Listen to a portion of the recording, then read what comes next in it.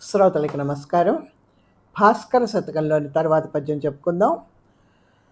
పాపపు త్రోవ వానికొక పట్టున మేను వికాసమొందినన్ లోపల దుర్గుణంబె ప్రబలుంగదా నమ్మగకూడదాతనిని పాపట కాయకున్ నునుపు పైపై గల్గిన కల్గుగాక ఏ రూపున దానిలో గల విరుద్ధపు చేదు నశించు భాస్కరా.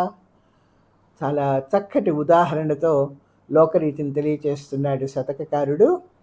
మేడిపండు పైకి నిగనిగలాడుతూ లోపలంతా పురుగులున్నట్టుగా పాపం చేసేటువంటి వాడు పైనకి అందంగా కనిపించవచ్చు, కానీ లోపలన్నీ దుర్గుణాలే ప్రబలుతూ ఉంటాయి, నిండి ఉంటాయి అని చెప్తూ అట్లాంటి వాడిని నమ్మకూడదు అని కూడా మనకి శతకకారుడు చెప్తున్నాడు. అంటే పై మెరుగులకి భ్రమపడద్దు.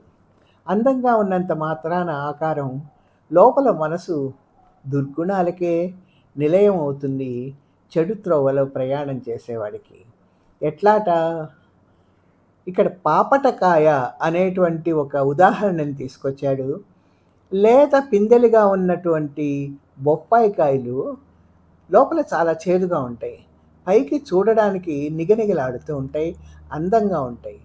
చూడడానికి బాగున్నంత మాత్రాన లోపల చేదు పోదు కదా, స్వభావం విరుద్ధంగా ఉండదు కదా.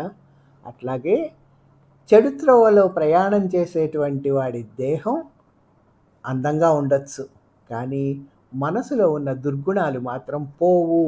అట్లాంటి వాడిని నమ్మకూడదు అనేటువంటి ఒక నీతి వాక్యాన్ని మనకి లోకరీతిని కలిపి తెలియచేస్తున్నాడు ఉదాహరణతో శతకకారుడు.